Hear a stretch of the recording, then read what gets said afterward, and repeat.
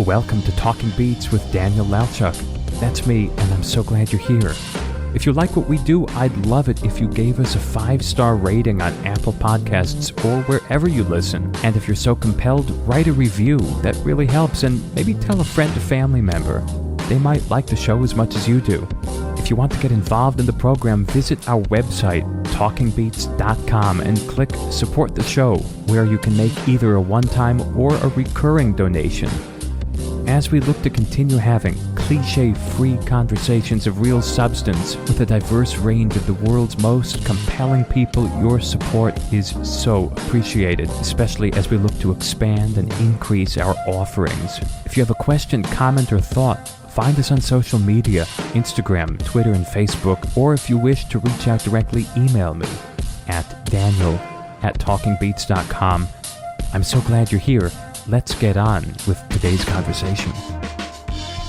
On today's program, we're speaking with nature and science writer Cynthia Barnett. She's been chronicling our physical and natural world for years. She's written books like Mirage, Florida and the Vanishing Water of the Eastern U.S., Blue Revolution, Unmaking America's Water Crisis, and Rain. That's right, Rain, a natural and cultural history. She's out with a new book called The Sound of the Sea, Seashells and the Fate of the Oceans. It's her love letter and her plea for us in the public to pay more attention to the oceans via telling the history of seashells, something that she claims has fascinated our human ancestors for more than 100,000 years. I'm pleased she's joining me right now to talk beauty and fragility of the oceans. Cynthia Barnett, welcome. Daniel, thank you so much for having me on Talking Beats. I'm excited. Why do we like shells? Everybody from a little kid who first picks up a shell and is fascinated to someone your level, an expert, a collector. Why do we like shells that come from the sea, from the beach? There's something incredibly satisfying about them in both the feel, right? The feel and the incredible visual patterns. So I open the book with imagining a Neanderthal girl walking a beach in Spain and picking up seashells. And anthropologists and archaeologists know that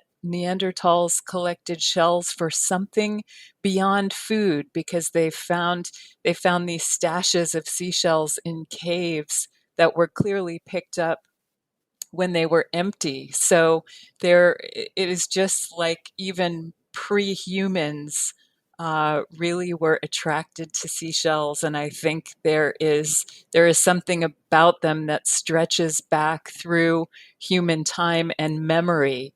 And in our case, perhaps to our own childhoods and these nice memories that you have on vacation, walking the beach with your grandparents, which was my case, or discovering these incredibly beautiful objects in nature and their patterns, including spiral patterns which the human eye is very much drawn to. So I think there's all kinds of wonderful reasons why we love seashells, and it's my sense that they're one of the most collected and beloved objects in nature, and that's one of the reasons why I decided to write about them, even though the book is really a subtext for much else besides seashells. It was my sense that they're a really wonderful way to draw people to the story of what's happening to the ocean and to the environment.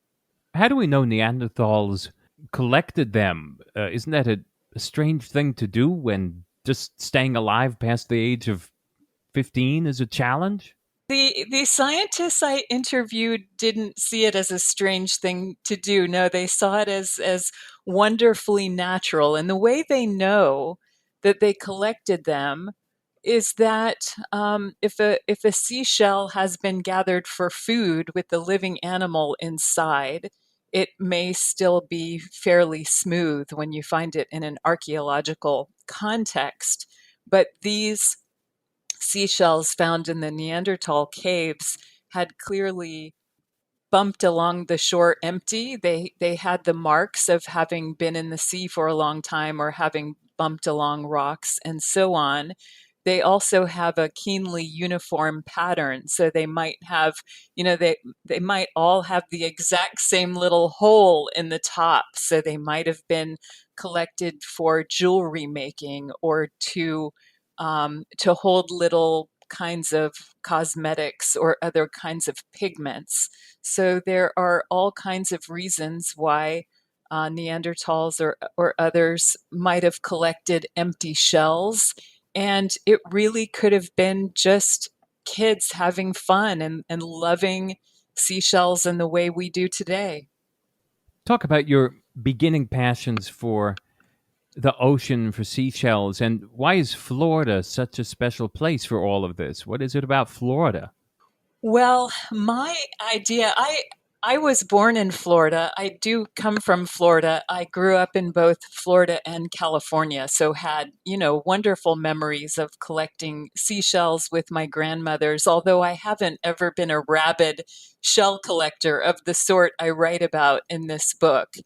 And Florida is important to the story as sort of the apex of the story. So the apex is the little pointy top of a shell where the marine mollusk begins the work of shell building. So that little pointy top is where the mollusk lived when it was born before it began winding the shell and making it bigger and bigger and bigger. So I thought of Florida as the apex or center of the story, but the book goes all over the world to tell the story of marine mollusks and seashells and humanity, and to get to this issue of what's happening to the ocean. And I should back up a moment too and tell you what's important about Florida.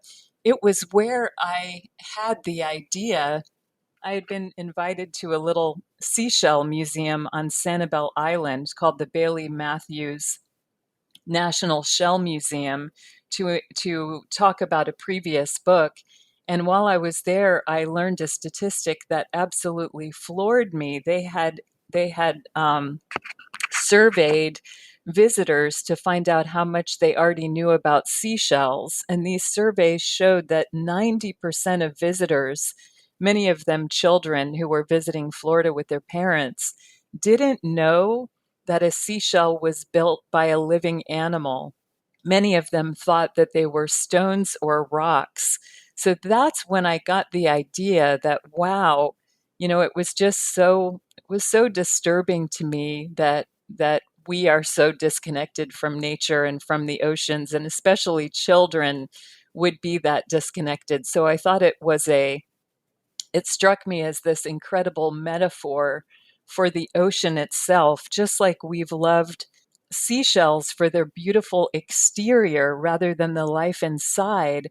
We've also loved the oceans as the beautiful backdrop of life, or almost as a postcard, rather than understanding the oceans as the source of life, and now, of course, the source of the expression of so much of our harm to the environment through climate change and other impacts. So I really thought seashells would be a perfect way to get at that story metaphorically, and of course, as it relates to your own interest and your own beat, this idea of listening, right? We always wanted to listen to seashells, and it was my sense that, the amazing thing about that is how often they did lead to truth. So in the scientific revolution time, for example, and even before, seashells on mountaintops gave earlier people signs that the sea had once covered the land. Fossil seashells like the ammonites gave scientists clues about evolution and extinction and geologic change, and in all kinds of ways in human history, seashells really did lead us to know something. I describe them as the world's great fact checkers, Daniel, because in both the human story and Native American stories and so on, and in the scientific story, they hold the historical archive and you know carry the story of what's happened far more accurately than the humans who got to write it down. Indeed, speaking about listening, you quote William Wordsworth, the great poet, and the narrator. You quote, after falling asleep near the sea, he's dreaming, and he holds a seashell to his ear and hears, quote, a loud prophetic blast of harmony, an ode in passion uttered, which foretold destruction to the children of the earth by deluge now at hand. That's Wordsworth. And you do write that seashells do not really echo their native ocean as people have believed for centuries, nor do they foretell coming storms as old superstition had it, contrary to a more modern theory still found in some kids' fact books. They don't magnify the sound of blood through our veins. Uh, and you continue, know the poet Wordsworth got much closer to the science when his narrator held the shell to his ear and heard his own mind's fear. What's happening here? What's Right. happening? Right. Explain. Yeah, I was amazed. A friend of mine who is a literature professor, Dave Walter, told me about the Wordsworth stanza, and I was really moved by it. And in this book, a lot of times the poets are seeing something that the scientists don't quite see yet, and I found that so fascinating. But anyway, a large spiraled shell like a conch, whelk, or the sacred shank in India is simply the perfect resonating chamber. It's like having a hand cupped to your ear. It's simply picking up the ambient noise in the environment. So it amplifies exactly what's going on around us. And I thought that was a neat metaphor too. As it amplifies sound, it is also the seashells themselves and the animals that build them are telling us something about what's happening in the ocean. So I have to say, I was amazed at how often I wrote about sound in a book that's devoted to silent animals. It was just amazing to me. And I love that. That's one of the angles that I really appreciate. And Daniel, my last book was Rain's biography. I wrote a book called Rain, A Natural and Cultural History. And in that book too, I wrote a lot about sound. And it wasn't something I was expecting to do, but as you think about rain, you can imagine why sound was so important to that book. But it was even more surprising in the seashell book that sound is a big part of the story, and in fact, ended up being a part of the title of the book, "The Sound of the Sea." I'd like to go back to something you said earlier. You were talking about the lack of knowledge among many people who didn't know that shells were created by a living animal. You also talked about how many people simply love the ocean. You referred to it as a postcard, but didn't truly understand what was happening environmentally, what humans were doing to the ocean, how the oceans were changing. And I wanted to ask you, what's wrong with that? Why can't, in an age of problems, pandemic, economic problems, lots of issues for everybody. Why can't we just simply like the ocean, think it's beautiful, and have that be enough? I think it's super important to like the ocean and feel inspired by it and have it as a place where you can go to recharge and hear the sound of the sea and meditate on that beautiful postcard scene. But the reason it isn't enough is that humanity has reached the point where our actions are changing the sea itself. Climate change is literally changing the chemistry of the ocean. So in this little specific story I'm telling, it's making it more difficult for mollusks to build their shells and weakening some shells. So marine mollusks build their shells by taking up minerals from the surrounding environment from the sea. And this phenomenon called ocean acidification is making it more difficult to build their shells. But on a much larger scale, climate change is acidifying the seas, warming the seas. This is having an extraordinary impact on the entire oceans and our way of life, the seafood we eat, and beyond that, of course, the impacts that it's having on land now, the heat wave we're seeing in the West, the things we're seeing now on the continents are things that have already been happening for the ocean in the oceans for a long time. The oceans have really been protecting us from a lot of the climate change. They've absorbed 90% of the additional heat and 30% of the carbon dioxide we've put into the atmosphere. So they're 30% more acidic today than at the start of the industrial era. So I think it's important to still enjoy the ocean and to do all the things we love to do in the ocean. That's all vital for humanity, but I think it's important to do so with the knowledge of what's happening beneath the waves. And the reason that's so important is because there are changes we can make, there are things we can do that if people don't know, they won't insist on these systematic changes that we need to get to. Systematic changes. Okay, maybe we can get there eventually. Let's talk seafood for a moment. Something you mentioned. Yeah. Uh, Obviously, you down in Florida, there's a lot of wonderful seafood in the Gulf. There's a wonderful everything from shrimp to tuna to marlin to red snapper and all the rest famous off the coast of New England, where I am right now. Wonderful fish, although Yes. fewer species now than there were, but I don't know if that's related to acidity, the changing ocean. A lot of it that was overfishing, and obviously great fish out west as well. So I go to the market, I see lots of great seafood, some local, some flown in from all over the world. I'm happy, it's great. What's wrong?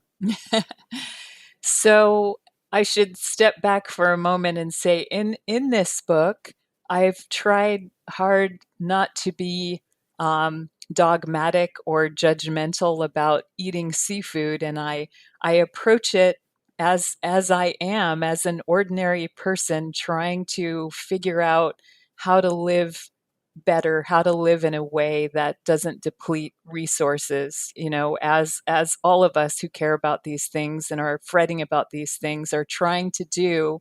I grew up eating seafood. Throughout this book, I'm trying seafood, and from the time my kids were little, we would go scalloping in the Gulf of Mexico and gather buckets full of wild scallops. When I was a kid, I went conching with my father and gathered live conchs to make conch chowder.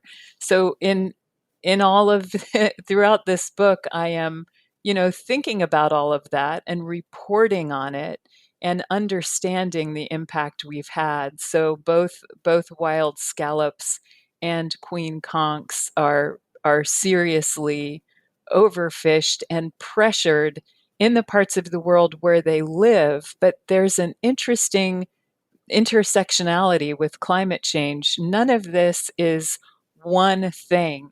It's not just that we've overharvested seafood. It's that we've overharvested seafood and the oceans are warming and the oceans are becoming more acidic. Where you are, the plight of the wild scallops has a lot to do with the warming of the oceans, and every year the scallop harvest is getting more and more difficult the warmer it's getting. So all of that said, there are some really amazing and successful aquaculture efforts happening around the world, and one can envision a future where we set aside large swaths of the ocean, which scientists say is really going to be necessary both to protect the marine life in the ocean and to stem climate change. You can see us protecting large swaths in the ocean and things like seagrass that absorb as much carbon dioxide or more than the great forests on land. The mangroves at the shore, same thing. And that we grow shellfish, that we farm shellfish in the ocean, which is it's a clean industry. Shellfish clean up water as they grow. Scientists sometimes call them the liver of our rivers because they filter things and keep the water clean. And these are cleaner operations than growing fish and shrimp. And so shellfish are in a lot of ways a part of the solution to the climate change challenges that we face. But again, I tried to approach this as a person, really trying to figure this out, a person who loves seafood and grew up eating it and wants to think about how we do this, how we make these changes, and it really is possible. And seashells were kind of a neat way to be able to show people that, again, without hitting anyone over the head. Well, I appreciate that. It's nice to be a little less dogmatic than some because God knows we're all lectured all the time in real life and on social media about everything from A to Z. So a little less lecturing and maybe a little more showing of the passion as a way to convey a message is more effective and, frankly, a little more pleasant sometimes.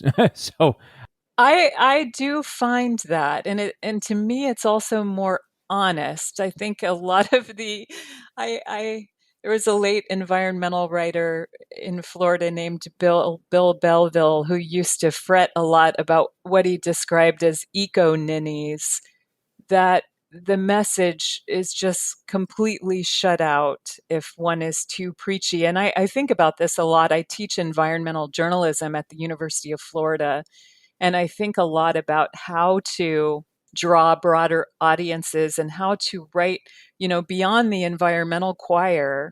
That's not the most important audience. The most important audience is another audience who may not be naturally drawn to an environmental book, but they might certainly love the beach or seashells. So I really think a lot about audience and tone and how to be welcoming to a new audience rather than shut people down. So we know a couple of things. One is that people shut down with a really dark message, and this story can be very dark, and I get as depressed about it as the next person. But we know that they also stop reading if a piece is too preachy. So these are all things I'm very conscious of and I think about a lot. But I'm also just a person who, makes mistakes like everyone else, and probably over harvested scallops even when my kids were little and we used to go out, just with this wonderful idea that, wow, the sea is so beautiful and abundant and these are always going to be there. And at that time, I didn't know that they wouldn't always be there. And part of this is a process of us all learning together that these animals they're not always going to be there, and what we can do together. well, are scallops disappearing? Scallops are disappearing. They're disappearing in your part of the world, and they're disappearing in my part of the world. And again, some of it is over harvesting, but some of it is the warming of the sea. Some of it is the loss of their wonderful seagrass habitats. So seagrasses are really important. They're as important as coral reefs, and they are home to a lot of juvenile marine animals and larvae, and they're being destroyed inland all over Florida when Florida was developed, and also up the eastern seaboard. We would take out seagrass and mangroves to build waterfront and oceanfront properties, and I think it's really changing now. This awareness is changing. There's been a lot of seagrass restoration and efforts to turn this around. But again, it's something to be aware of and to understand that we need to get better at all of this to try to bring the scallops back. And it's uncertain whether they will be able to come back. It will also depend on stopping the warming and the acidification of the oceans. Taking out mangrove is not so nice to hear. I used to go visit my grandparents in Naples. They used to live there in the wintertime and always walk through the great mangrove orchard or forest. Forests, they're forests. Aren't they Wonderful, wonderful? They're absolutely. just This and the boardwalks go through, yeah. and you see all different sorts of nature, and it's not anything that is able to be found in other parts of the country. It's not at all like a Louisiana swamp or something like that. Yeah. It's its own thing, a mangrove forest. Yeah. A mangrove forest is its own thing and an amazing thing, and they are found around the world in the subtropics, and they like you said, they're just a fantastical forest with these wonderful legs, and there are some certain oysters that grow on those legs too, and they are really important for absorbing carbon emissions and also keeping us safe from storms. And so Florida did destroy an extraordinary number of mangroves in the development patterns of the 20th century, and some of that is being restored now, and it's really seen more frequently as a solution to some of the climate threats, both from increasing hurricanes and sea rise, but also for absorbing carbon. So, hopefully these things are starting to happen around the world and will happen more so as people understand how important ecosystems such as mangroves and seagrass are. Cynthia Barnett, you mentioned something earlier. You mentioned the word listening. It's one of my favorite words. You probably know that. Listening is the key to music. Listening to oneself, listening to one's colleagues, listening to the sounds and the colors and the different shades that a great player, a great singer can make on an instrument. What do you like to listen to other than shells? What music do you listen to? I'm a little intimidated to answer this question from someone like you who knows music so well and who plays music so beautifully, but I'm just going to overcome my embarrassment about this answer and tell you very honestly, I have a 17-year-old daughter, and we all had a hard year between me finishing this book and her having to go through high school during the pandemic. And we decided to take off together for a road trip. We had a mother-daughter road trip to an island called Jekyll Island on the coast of Georgia. And she's a typical 17-year-old teenager who keeps me at an arm's distance. And when we got in the car, she had made me a playlist. She had made a playlist for our road trip on Spotify. And I was so moved. I was so moved, Daniel, that she had made me this playlist that I've just been listening to it ever since we got back. So I'm actually listening to teenager music now, and some of it, am looking at it now. One of the songs even has the word teen in it, 18 by Khalid. And she really likes an artist called Lana Del Rey, who I like a lot. My 19-year-old son listens to her too, and I've just loved the songs on this playlist, and I've been listening to them over and over, and they're kind of teenagerish, but I love them so much. One is called National Anthem by Lana Del Rey, and I like it a lot.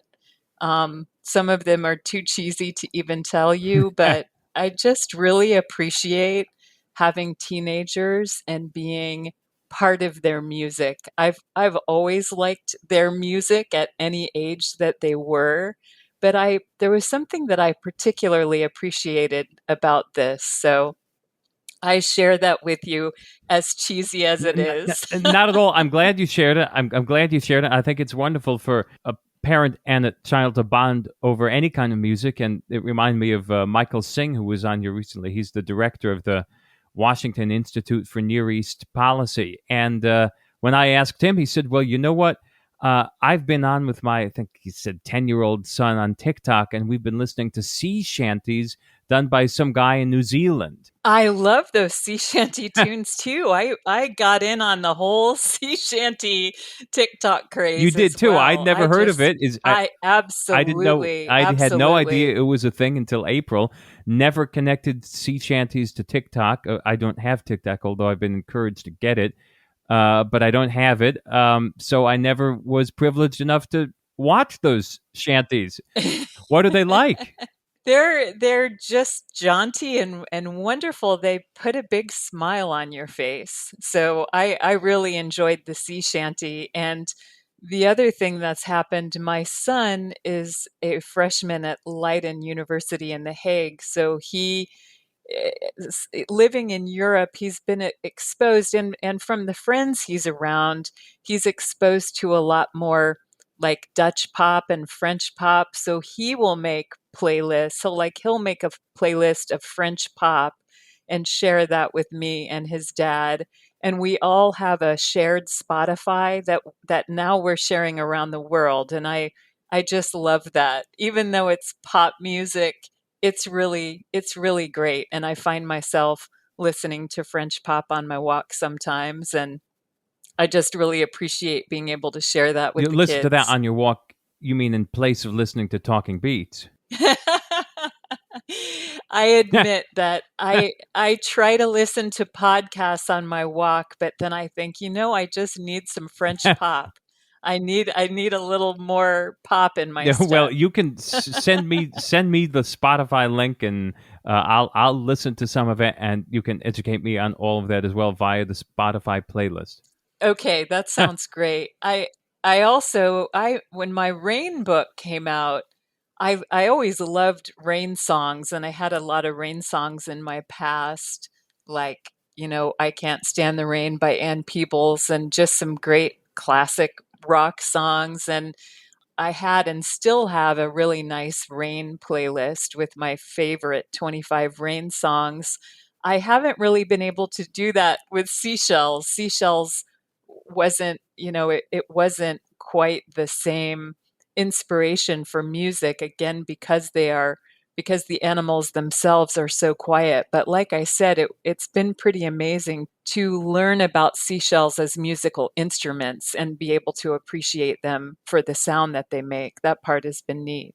The overarching message of this book is passion for the sea and concern, without being dogmatic, as you mentioned. What is a distillation of where we're going regarding the sea, regarding the ocean that we all love to stand in front of, or go surfboarding in, or maybe even swimming if it's a shark and stingray free, or walking as we roll up our pants up to sort of the mid calf area and walking, having it splash on our ankles. What's happening? Yeah.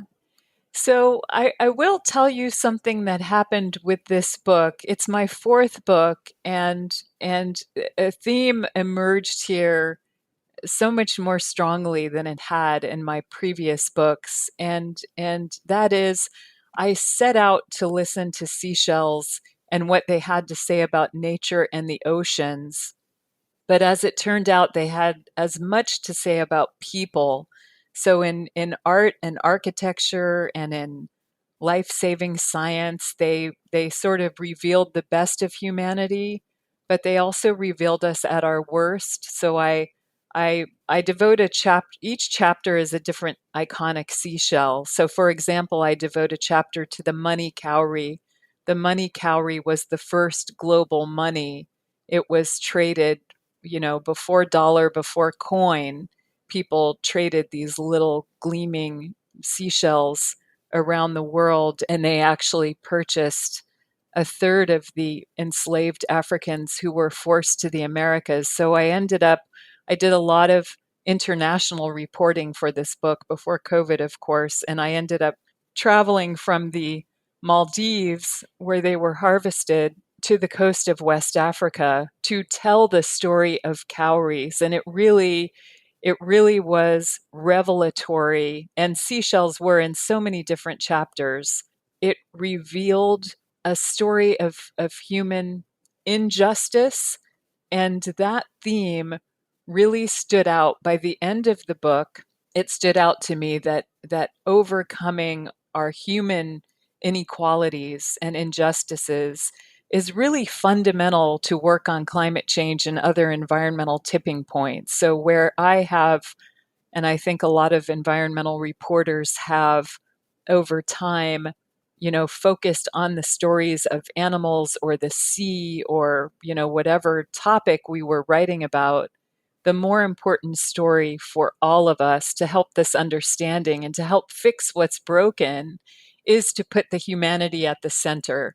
And so that's really the big message of this book. By the time you get to the end, that's what Seashells showed me.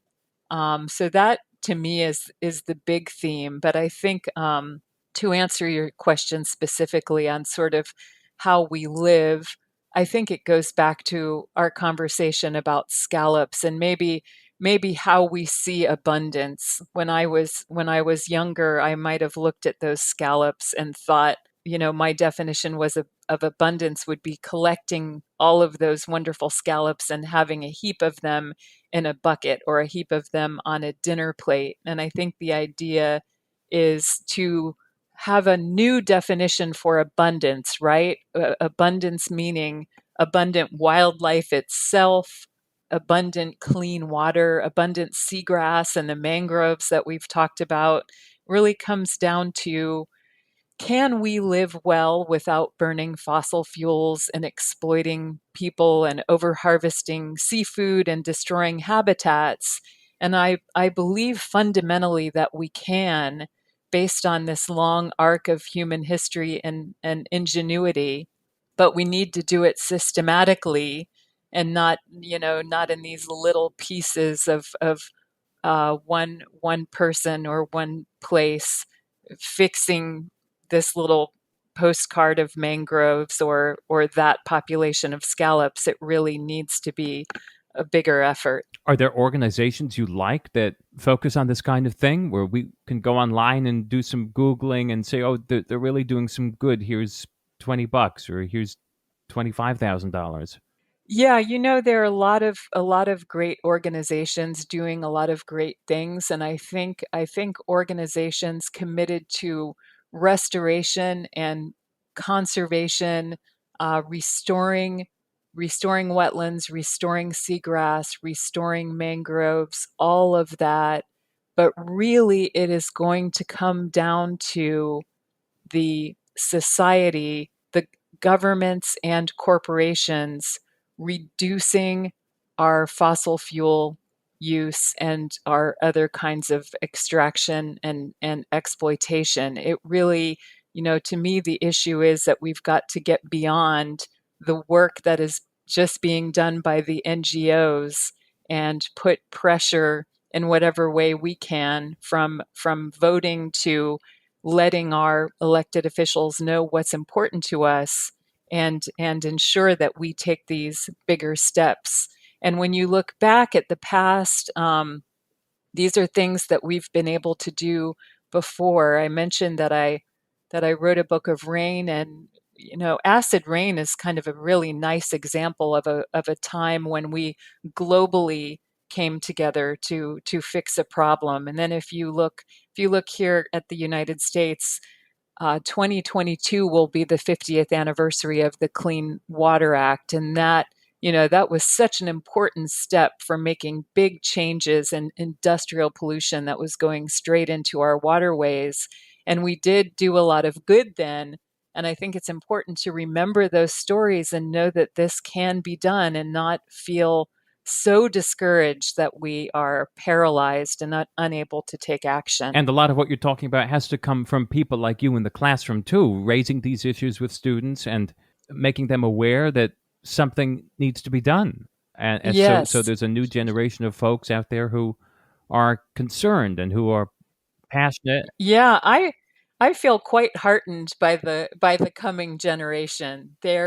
I get to be around the journalism students among them, and they're terrific. We've actually seen an increase in the number of journalism students nationally, which is a great thing. And these are some of the really idealistic and hardworking students I get to be around. But generally, I have a lot of faith in the next generation. At the same time, I don't want to put all of this on their heads. I really want to work beside them. And I feel like people our age should roll up our sleeves and be right there with them and not leave it to them. Well, that's interesting to think about. And I think the passion and the drive someone like you has certainly is enough to take you through a lifetime. So I don't think you'll be going anywhere anytime soon. And keeping up the fight and also keeping up the education that you're doing. And this book is a big part of that. And maybe next time we can talk about the Rain book, which sounds equally as intriguing. But the book I'm holding in my hand now, a new book, The Sound of the Sea, Seashells, and the Fate of the Oceans. Lots in here, lots to think about. Cynthia Barnett, I indeed thank you. Thank you so much for having me on. It's been really fun to talk with you, and I will send you my Spotify playlist. Absolutely, and it'll get some great listening, I guarantee you.